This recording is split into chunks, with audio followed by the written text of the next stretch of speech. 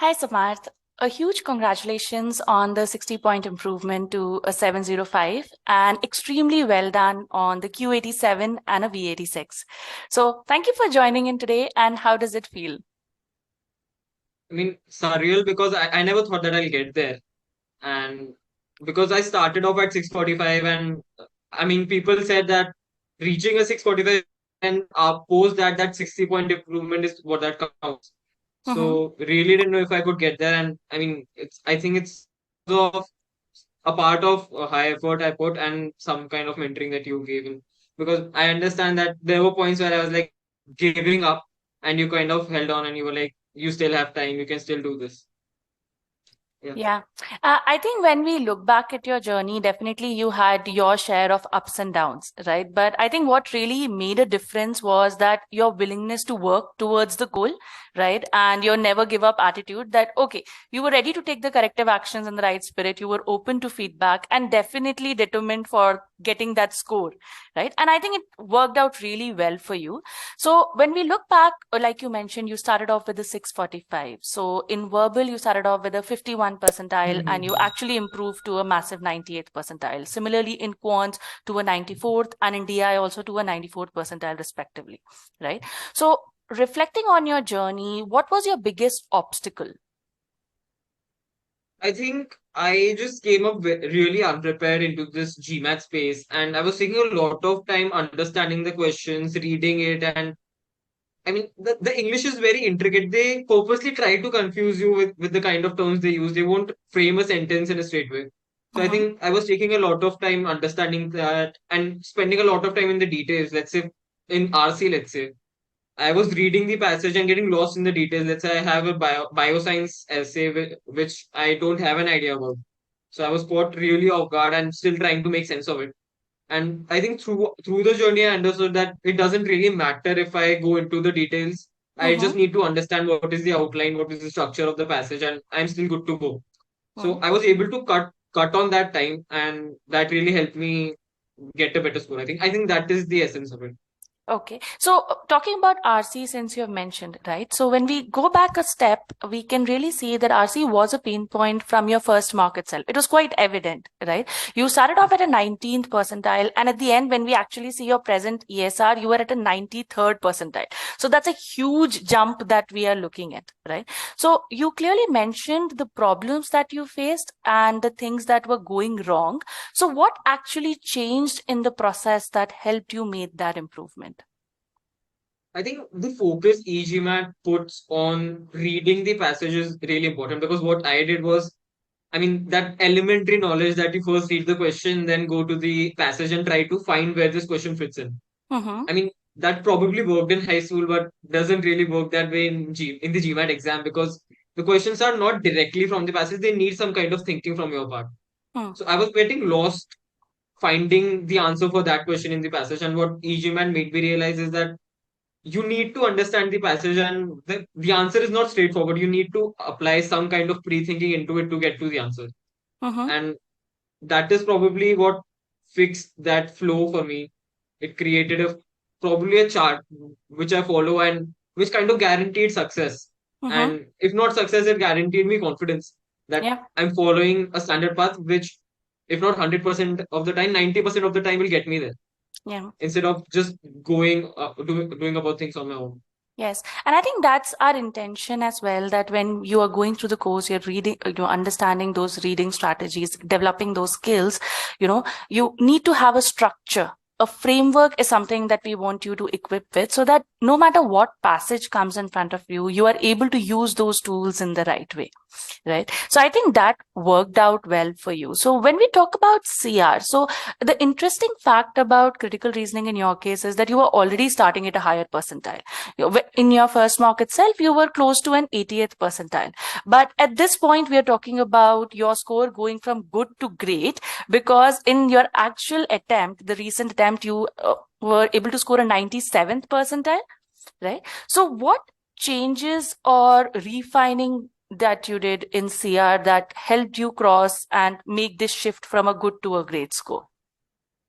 I think Abha, I'll just reiterate it all over again. I Hmm. think when I first gave my attempt, I read through the passage, then I went to the options, and I didn't apply. There was no gap between the reading of the question and just straight away diving into the answers. And Mm-hmm. then I went answer by answer, choice by choice, trying to understand if this fits or not. Yeah. But what happened through the journey was I mean, eGMAT taught me an approach of free thinking, which was understand the passage, absorb it before going into the questions. And I think there are sections in each question type where eGMAT teaches you how to eliminate this option. Is this out of scope? Is this, I mean, irrelevant? Mm-hmm. And before that, I didn't have that kind of categories in my hand, that kind of buckets. Yep. So each option seemed right to me. I mean, I Mm-hmm. was like, this could also probably be the right answer. Mm-hmm. But understanding and scoping the answer, let's say this answer uses the keyword though, answer choice uses the keyword almost, this uses all. Yep. These kind of things, I think end of the day, that makes the difference because almost all the options seen are 80% correct. It's just the 20% that changes the meaning overall. Yep. And identifying those wrong choices made the difference for me. Mm-hmm. I think that's very well put. Now, when we talk about, your verbal, once you were done with your CR and RC sections, you move to quant, right? Now, in quant as well, you started off with a higher ability, a decently good ability, right? Definitely a Q87 was the benchmark here, right? But you started off with a 84 level. Okay. And when I was looking into your account also, so I'm going to share my screen here. So when I was Yeah. looking into your account, you've done certain parts of the course, right? So I was going through your WP course and I see those straight A's here. So the straight A's clearly indicated the way that you had gone about doing the course. You had did it in the most diligent way. The A's also indicate that you were already among the top 15% of the students, right? And your call stats also indicated the same. So what would your comments be, or what do you think are the key skills necessary in quants to get to that level, to get to that 95th percentile mark on the actual test? Abha, I think over here, I'll just speak about myself. I Hmm. came from a very, I think, polished background of quant. I was recently, I mean, studying those concepts. So I was aware of the concepts, but I think GMAT is more about tricks. They, Mm-hmm. they, they'll give you a condition which you are bound to miss and just take up the wrong answer. Yep. And those, I mean, writing those, identifies those details, writing those details, and in the end, matching your answer if they are fulfilling all those details. I think that is what made the difference for me. And since you mentioned WP, Hmm. again, the whole problem with me was doing it in a timed manner. Hmm. I was aware of the concepts because Quant, I think GMAT doesn't really test you on those skills, it's more of the tricks. So I knew the concepts, but I was taking a lot of time reading through those passages, finding out numbers from those passages. And that is why getting WP right was, I mean, was on my charts. I had to do it to ace my quants. Mm-hmm. So through the WP course, what all I was trying to do was getting the answers right with a good Mm-hmm. accuracy and in a good time limit as well. Mm-hmm. And the process skills really help because I know what I'm looking for. I'm looking for constraints. I'm looking for, let's say, keywords. I'm looking if it is an integer, if it's a natural number, if it is negative, if it is positive. And that is something I identified as my weak point because, as you said, I knew where I was going wrong in quants. And let's say Yep. in verbal, I didn't know that because I was really new to that. But Mm-hmm. when I analyzed my quant answers, I knew that, oh, I knew this, but I missed this part. Mm-hmm. So through the course, I think I gave considerably less time to quant. But since the course is structured in that way, that I think there's that pace engine which helps you skip the parts which you already know, Yep. and that really helped me because it just got me down to those process skills, identifying these constraints, Mm-hmm. and that's why I was able to complete it in a really good time and still manage to improve on the aspects I wanted to. Yeah. And while you were doing quants, because you've not done the entire course, but you've done bits and pieces of the courses, right? But you extensively use the Scholarinium and the question bank. So when we look into your cementing quizzes, and I'll just share my screen. So when we look into these stats also, they were clearly validating that you were going to hit close to a Q87, Q88 on the actual test, right? But what difference did these cementing quizzes or taking quizzes in the time setup make in your prep? I think firstly, it's more about the confidence because Hmm. let's say when I gave my first attempt, I didn't really know if I'm going to perform well. Mm-hmm. Doing these quizzes, I had that kind of confidence in me. If I'm if I think this is the right answer, there's a 90% chance that this is the right answer. I don't need to recheck it again and again, spend so much more time on it. Mm-hmm. And secondly, I think we are quite fixated on Q87.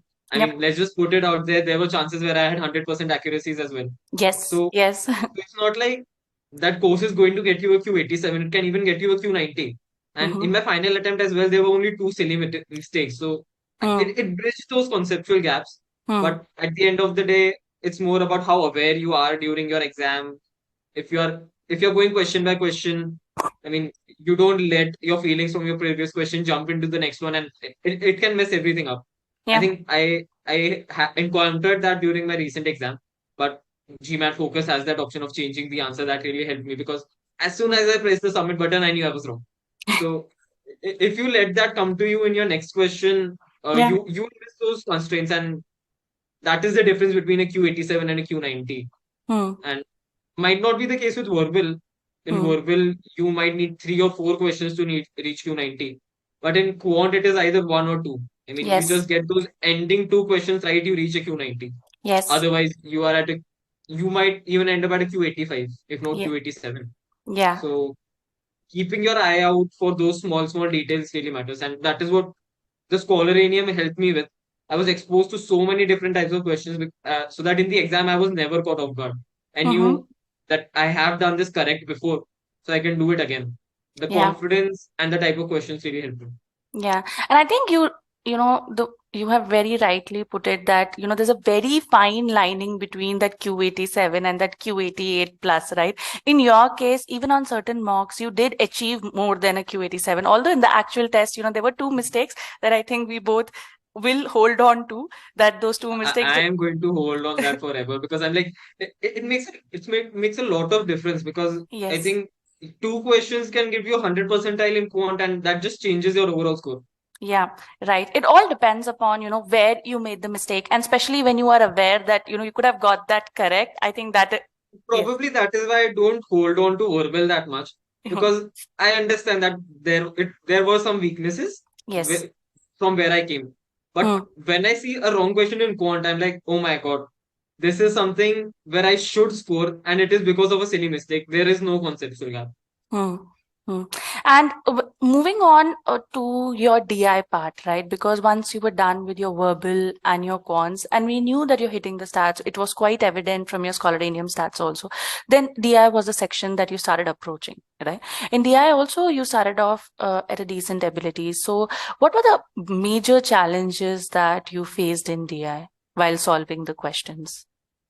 I think I would again say this timing because those are really lengthy graphs, really lengthy passages, multi-source reasoning. They'll give you, I say, three RC passages. There are three Mm-hmm. sections. You click through those. There are a lot of data, and reading those, understanding what are the details, making a proper flowchart in case of MSR, Hmm. and let's say not going through the graphs and I mean not scrutinizing the graphs, just Hmm. glancing through the graphs, coming to the options and checking where do you want to look for the answer. Mm-hmm. That really helped me because I think when I started till a few mocks as well, I was overshooting the time a bit. But Hmm. the scholaralium really comes in handy over that. You practice those questions so many times that even before, just by looking at the table, you know what the question is. Just Mm-hmm. by looking at the chart, you know that this is probably the question. Let's say Yeah. there is I think there is a question which says, so, these percent have supported, these percent have not supported, and you know that in the end it will be a ratio kind of a question. Mm-hmm. So I think Scholaranium really comes in handy over there, practicing as many questions as you can. And in DS, I think eGMAT really focuses on you getting the options right in your head at the very first time. You know Mm-hmm. what A stands for, you know what E stands for, and I think I was spending a lot of time in DS trying to come to the final answer Mm-hmm. just to know if this is possible. And Mm-hmm. what I came across to the course was you don't read the final answer. You just need to know if you can get to the final answer. That is Mm-hmm. what data sufficiency is. So that saved on a lot of time. Hmm. And I think in my final exam I was comfortably there. I had around a few minutes left for DI. Yeah, right. I think timing is a consequence of conceptual clarity and process, right? In Conceptual clarity and confidence. Because yes, if you overthink it in your head that yeah, I might get it wrong, you'll end up rechecking, you'll end up verifying your calculations hmm, because obviously you don't want to even get one question wrong. yeah, And you'll be like, okay, I'll just spend 15 seconds here and there and try to figure out if this is going correct. mm-hmm. And but if you have that kind of confidence, you'll be like, okay, this is correct. Let me just focus to the next, go on to the next question. Yep, yep. But it also is very important for everyone to know that, in your case, while you knew the concepts, like if you took the time, you were able to solve them, but it was the process and the application bit that really you worked upon, right? For specifically like MSR questions or DS type and GITA questions, where you were able to improve yourself through the cementing as well, right? So throughout, your preparation, because you have it's been a journey. You have been on the platform of I eGMAT think for 4 months. yes. Four So a months. good about 3-4 months we are talking about, right? And there was frequent communication over emails. Then we had a few calls as well, right? So from a student perspective, how much difference does this kind of guidance or mentorship really create in one's preparation? I mean, rightly pointed out, I'm still in my final year. So there is a difference. I think probably a working professional might approach it in a different way. Hmm. But I think there is more kind of hand holding for a student that you need to do. And I mean, you really did that well for me because I mean, we're juggling with a lot of things. We are in a full time course and we have our exams coming in. We have some kind of extracurricular engagements.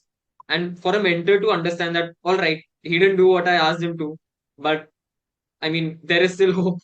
I think because there were some points where I was like, Abha is not going to tolerate this. She's not going to come back to me. She'll be like, let him do whatever he wants to. And still, you came back to me and you're like, okay, Samarth, you're not doing as I asked you to, but okay, I'll revamp the plan for you. And Yeah. that really helps because I still know that however bad I do, there is someone who'll fix it for me. Yeah, I think the intention was that we could see that you are trying to juggle a lot of things, right? We wanted to make sure that we customize it, but at the same time, we could not compromise it to a large extent also. So anything that I suggested, maybe yes, I did customize it to your maybe hourly commitment or you trying to take the test as soon as possible. So there were a lot of bits and pieces that we had to work upon, but at the end, I think it worked out well because you have a good score in hand, right? So I think it worked out well only, right? So It is. yes, I mean, overall, but I'll still hold those two questions at my in heart. quants. Okay. Let's talk about the test day itself because I know a lot of people there's a lot of test day anxiety that sets in, right? Then there are questions regarding the sequencing on what's the sequence that you should be following on the GMAT focus, questions regarding how many questions to bookmark, what is the strategy that you use there, right? So why don't you walk us through your GMAT test date? What is the sequence that you followed? And if you bookmarked something, and what was the reasoning behind it? Yeah. Understood. So I just put it out there. I gave it twice. Both Hmm. of them were almost a similar score. And but the first time I followed a verbal, quant, and DI approach, Hmm. and but which you corrected for me to quant, DI, and verbal. That is because I think in verbal you can never know if you're correct. I mean, I in my first mock I just ran through verbal. It was a 45-minute attempt, and after verbal I just took 2 minutes to myself, and I was like, what just happened with me? Hmm. I was never expecting that 98 percentile over there. I Hmm. still thought that I have performed really, really bad. And that kind of, I mean, affects your upcoming sections. Hmm. Because after that section, I was like, whatever happens in quant and DI, I'm not getting the score I want. Hmm. Because I have performed so bad in verbal. Hmm. And even though that wasn't the case, but subconsciously it was there Yeah. that I have basically ruined my attempt. Yes. But Yes. Yeah. correcting that and going in with quant really helped me because now I'm doing quant DI and verbal. Yeah. So first two sections I'm really comfortable, really confident before I Hmm. go into verbal. Yeah. So in that attempt, when I reached verbal, which was my last section, I was of the mindset I have really aced this test. I have done really well in those two sections. I need to do verbal really well so that I come through. And that shift in mindset Hmm. really counts. I mean, it makes a difference. I felt that. Hmm. Yeah. And as I mean, talking about anxiety, I'll just put it out there. When I gave my first attempt, I had little because this was my first attempt. I was like, I'm going into an unexplored territory. Let's just see what is my final score. I had anxiety when I was giving my second attempt, even though I already had a 705 behind me. Mm-hmm. Probably that is what caused the anxiety, because I was like, I have to, overdo my 705, which is already a very good score. Mm-hmm. I'm going in with the expectation that he'll get something more than 705. Mm-hmm. Whereas in the first attempt, I had no limitations. I was like, whatever I get, this is my score. Yeah. So there is some kind of anxiety, but I think you just have to live with that. That goes in every exam. You should know, once again, sorry. You should know that you should know how to manage it. I won't say that whatever you do, it'll still be there. Mm-hmm. So you just need to know how to manage it. If you're confident, it'll be little. But if you are going in with a lack of confidence, if you haven't practiced those many questions, if you haven't given a mock, Mm. in that case, it'll probably be less. I had Yeah. given a mock. I knew that I'll get it. I'll do it well if I am composed. Yeah. So that just bites in into the anxiety. Yes. And as far as the experience is given, the test center and the person over there, it was really nice. He was really welcoming, very soft spoken. He just guided me through the process. Mm. And I think people have that kind of question if they should give it at home or from a test center. Mm-hmm. I gave both my tests on the test center, Mm-hmm. and I think it makes some kind of difference, because at home you might not be into that exam mode. Mm. It's like I'm still on my study table. The anxiety could be probably less. It might just be like any other mock, Mm-hmm. but there might be some lack of seriousness from your part, because you should get that kind of a vibe from the exam that this is it. This is my D-Day. Yeah.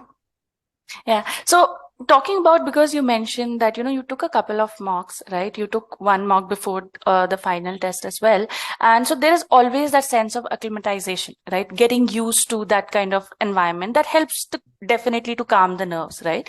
And I recall you taking certain sectional tests and mocks as well. So what was that approach like, and how did it better prepare you? And what were the test taking skills that you actually developed from those tests? Again, time. Because Mhm.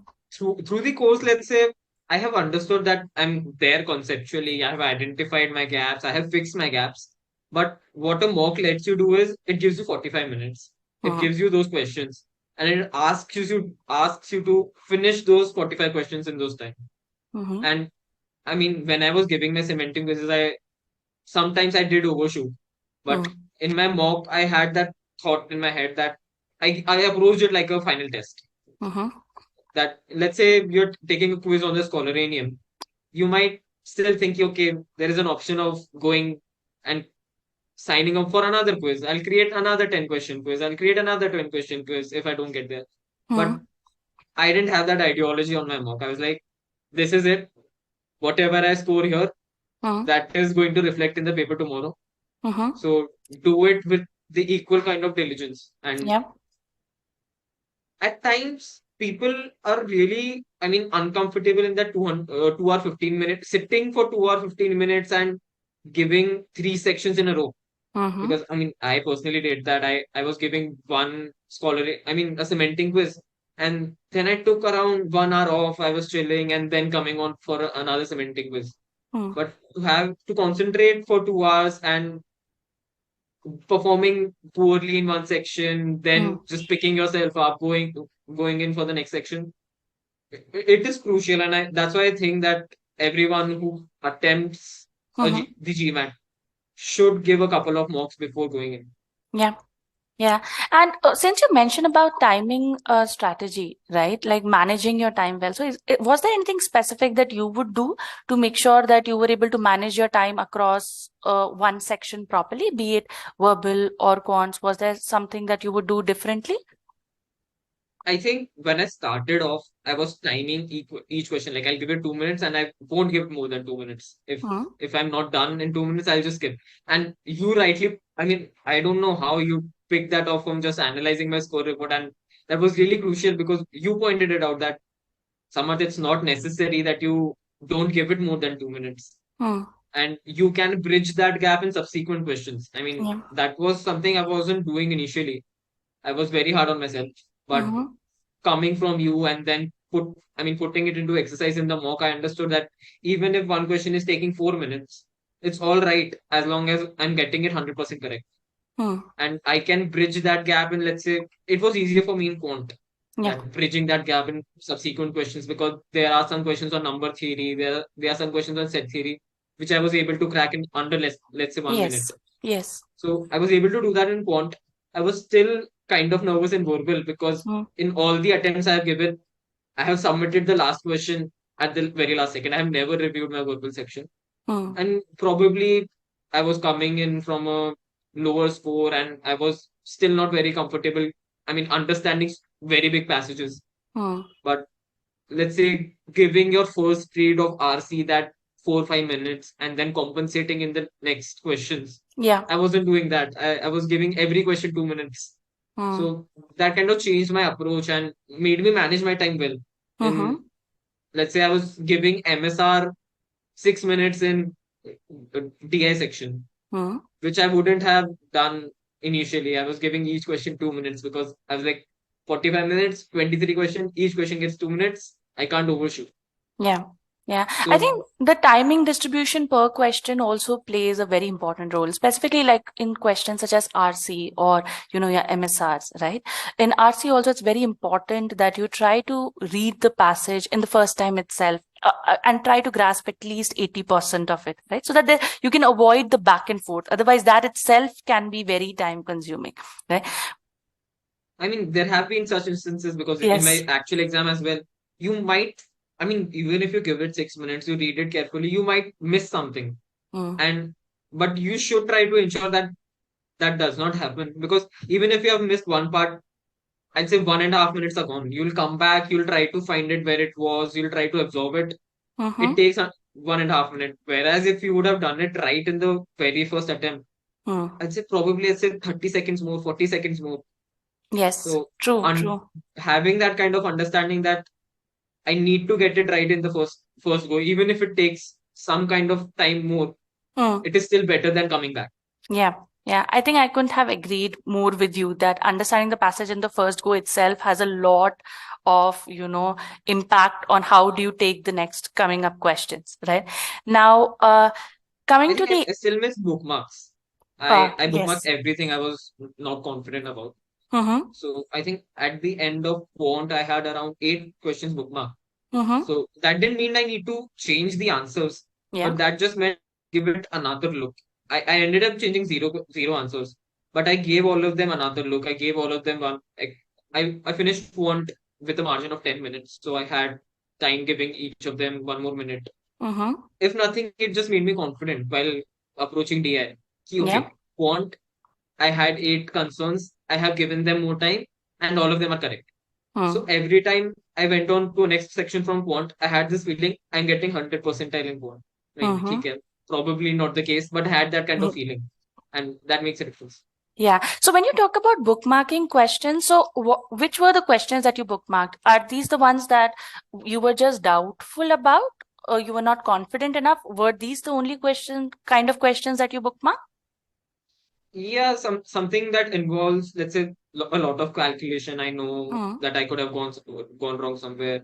Some questions which have options which are closely black, let's say 45, 46, 47. And I say even a difference of one number makes a lot of difference here. So I could recheck it again. Some questions which are really lengthy, and I just identified it from the very first word. I would bookmark it and just leave it. I have done that. I would not advise someone doing it. I could do that because I was confident in quant that I won't need to change my answers. So if there is one question which you can see, this might just take 4 minutes and it's not clicking that how to approach this question. So I just skipped it, that I'll come at it in the end. So if someone is really confident with quant, they can do this. That, okay, this question seems to be taking a lot of time. Yeah. I'll come back to it. Makes sense. And I think you did a fairly decent job as well. So when we talk about, as we come to the end of this session and this interaction, so my one final question to you would be, like, since your journey comes to an end, right? It's been 3-4 months down the road. You've had your own ups and downs, right? Mocks, little bit here and there, right? Struggles, but it's all all been overcome. So when you look back at your journey, what would be the key takeaways that you would like to share with other GMAT aspirants? I think first, and I think most important is trust the process. Hmm. Because at times it's like Abha is asking me to do WP course. It takes 3 days out of my workflow. But I am really confident about WP. I don't need to do it. Hmm. So there is that kind of feeling. Probably Abha does not know where I'm coming from, does not know my strengths. And it might give you a feeling, okay, let's skip it. Hmm. But you need to have faith in your mentor and eGMAT and the process. They have been doing this for a while now. They know where people are coming from. They know where people might, I mean, they end up losing marks. I think that happened with advanced topics in mathematics, in quant. Hmm. I performed really well. I mean, I had that 80% in hard score, but you still asked me to do advanced topics because you know that in the test, there might be one difficult question which Yeah. Samarth might not know. Hmm. So it is better he prepares right now. So trust what is being told to you and have faith in yourself. I mean, you even if your mocks say otherwise, even if your scores say otherwise, just be cool and go and give that test without any anxiety. You might get it. And I can say that because I did that. I was Hmm. never expecting a 705 in my first attempt. I thought I knew I'll get there, Hmm. but I didn't know I'll get there in my first attempt. So I just gave it without any pressure, without anything at the back of my head. Just trust yourself and the exam. Yeah, I think that is summarized really well, Samarth.